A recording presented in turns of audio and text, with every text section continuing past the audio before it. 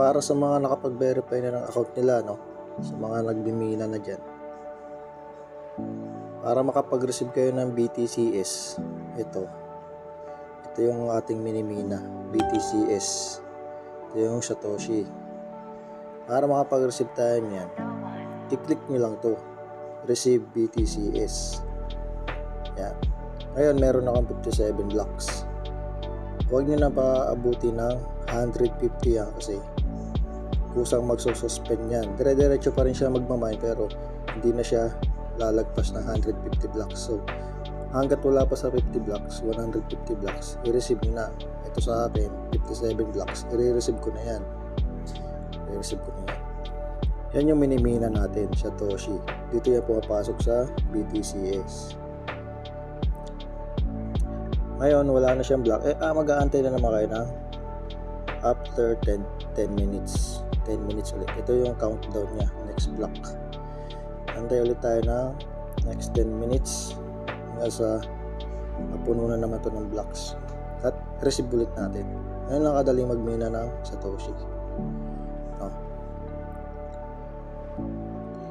So dito naman sa BTC, bali ito yung Bitcoin, dito tayo kikita, dito tayo mag-earn kasi ito may value na to.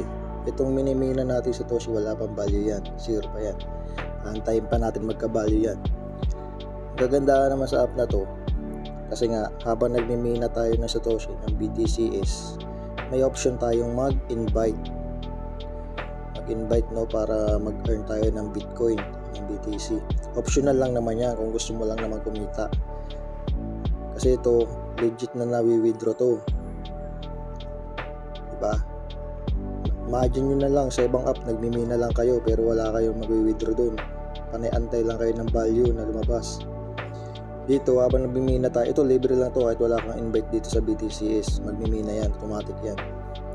Dito sa BTC need talaga ng invite, no, para magka-income siya.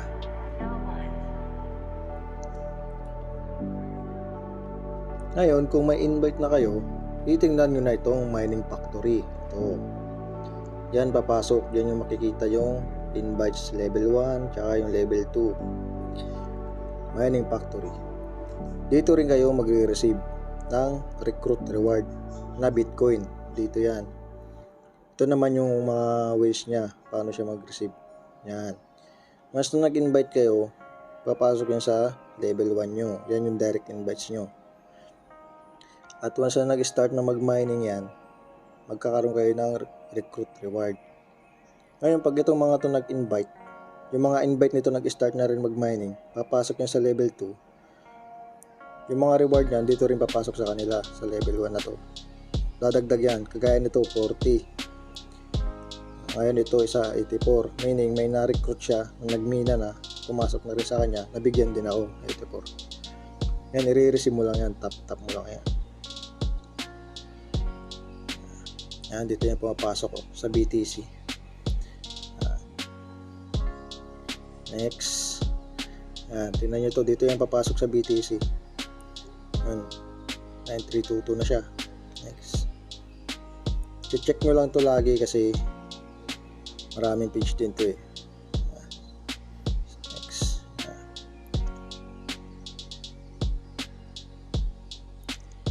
Yan. Last page. Okay, wala na.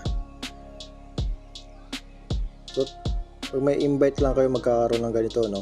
Level 1, level 2. Bale sa level 1 lang pumapasok yung mga rewards, kaya doon lang kayo magre-receive. Ngayon meron pang ibang ways para mag-earn tayo ng BTC. Meron pa. Kita ulit tayo sa mining. Ngayon click nyo itong give away. BTC o Bitcoins giveaway. Click nyo yan.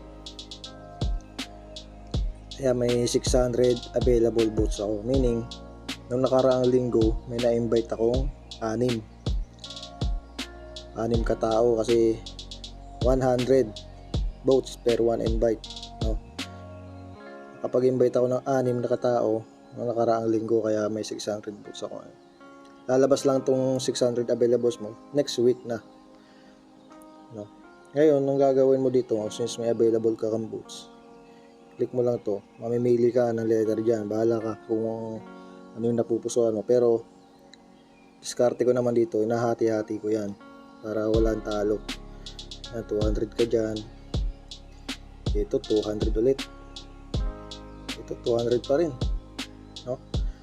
Wala kang talo dyan kahit anong lumabas na letter dyan, kasi pag bubutuhan mo dyan kung ano yung lalabas sa raffle yung T, tapos wala yung B tsaka C, talo ka. Kaya maganda hati-hatiin mo na lang.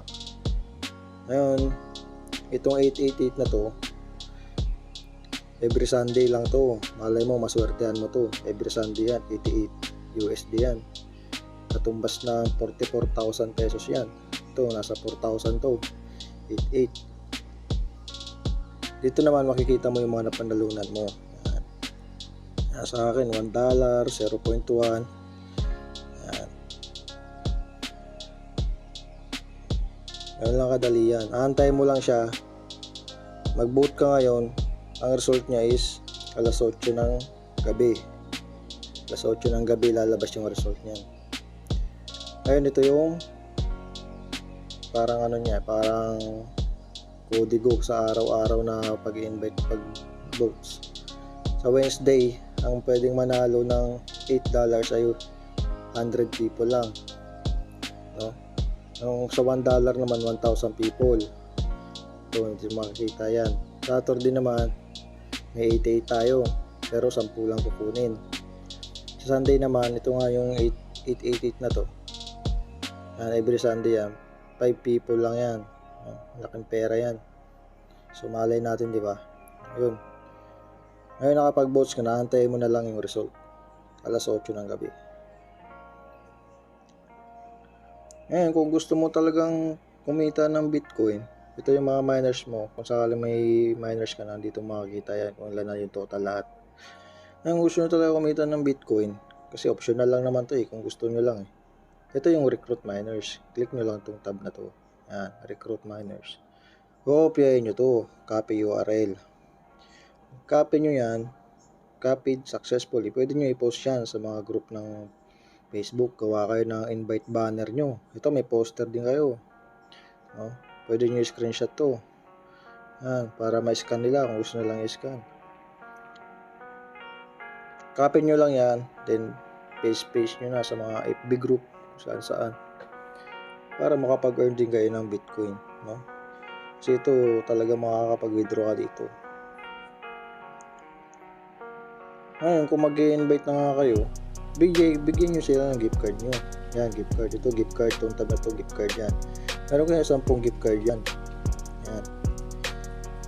Pag nag-post kayo ng referral link nyo, isama nyo itong code ng gift card. Lahat yan, sama nyo na yan kasi 10 yan. Isang gift card lang para sa isang invite. So, paunahan sila dyan. Kung sakali may recruit ka, may invite ka, paunahan sila dyan. Kaya kopyahin mo lahat yan para magamit lahat. Ayun, ito lang yan, gift card. Yan, pare-parehas lang hash yan. Pare-parehas ng user's hash yan. Copy mo na, copy. Yan, copy. Isama mo siya. O kaya, pwede mo rin isama yung poster. Screenshot mo din yung poster. Tapos, copy mo yung link ng code ng gift card mo. Then post mo, sama mo sa referral link mo.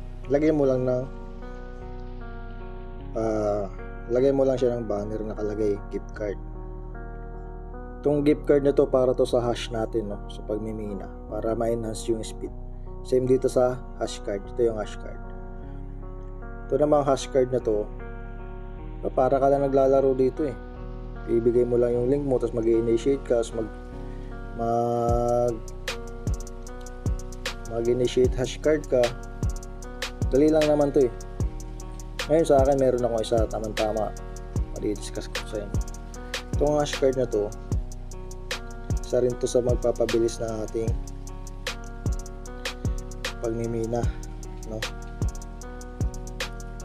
Ngayon, para ma-activate mo to, pwedeng ikaw yung mag-join. Ito yung join, click mo itong join, tapos lagay mo yung code nya, tapos confirm, diba? Makikita mo rin yan kung ilan na yung tao. Kung naka-join ka na dun sa nag-invite sa'yo sa card nya, basta uncard to kapwa uncard lang yung pwede mong i-invite. kapwa add card mo lang yung pwedeng salihan. Kasi maraming card yan, Beetle card, Satoshi card, 5 card yan, then 5 card. Sa akin, isa lang kasi naubos ko na yung card ko. Kung ganun lang, pag nag-join, code lang din, confirm. Ngayon, hindi ikaw yung mag-initiate noon, yung nag-invite sa'yo, nagbigay sa'yo ng code. Gagawin mo lang doon, maghintay ka lang na maghintay hanggang sa mapuno na yun. Kung ikaw naman yung mag-initiate, halimbawa ito, ant card, click mo itong initiate. Mamimili ka ngayon ng tao kung ilan yung gusto mong ipasok. Halimbawa ako, 5 people. Start, initiate na ako. Yan. Hash card exchange initiated successfully. Ayan. Kasama ka sa 5 tao. Bali, 4 na tao na lang yung hintay mo. O para mag-invite ka dito, para gamitin nila yung card mo, copy mo yung code mo. Ayan. Then, post mo sa mga group, mga Telegram, sa GC. Pero lagay mo ng label na kung anong card. Halimbawa, ito, ant card. Tapos yung code niya. Pwede rin naman yung poster niya. Edit mo, lagay mo ng pangalan ng card, ant card.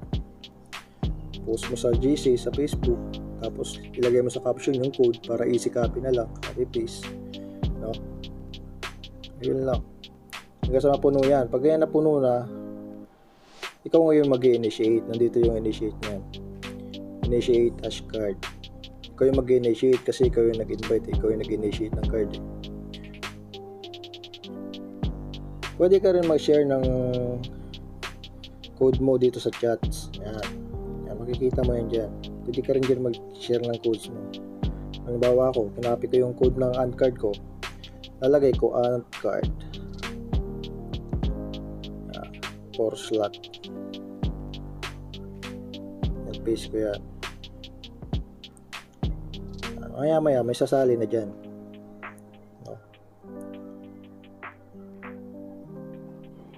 Okay, sa withdrawal naman, punta lang tayo dito sa me. Yan. Then, click natin tong BTC. Kasi ito lang yung pwede ma-withdraw. Click yan. Ito mapapansin nyo, nandito yung value ng na-earn yung BTC. Hindi ko pa siya ma-withdraw kasi yung minimum niya is 0.0002. Akan 0.1 pa lang yan. Ayan, click nyo lang itong BTC. Ayan, click withdraw. Lagay nyo yung address ng Bitcoin nyo na nanggaling sa CoinsPH o kaya galing sa Binance. Basta address ng BTC or ng Bitcoin.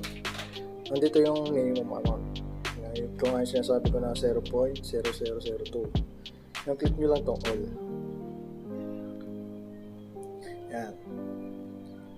Ilalagay nyo na yung minimum amount. Pwede nyo siya i-withdraw. Pero ilalagay nyo muna yung asset password nyo. Ang asset password ay iba. Bukod dyan sa login password. Kaya huwag nyo kakalimutan kung ano yung asset password nyo. Lagay nyo yung asset password. Then, withdraw. BTC. BTC withdraw. Yan. So, ganun lang na makadali yan. So, back na tayo.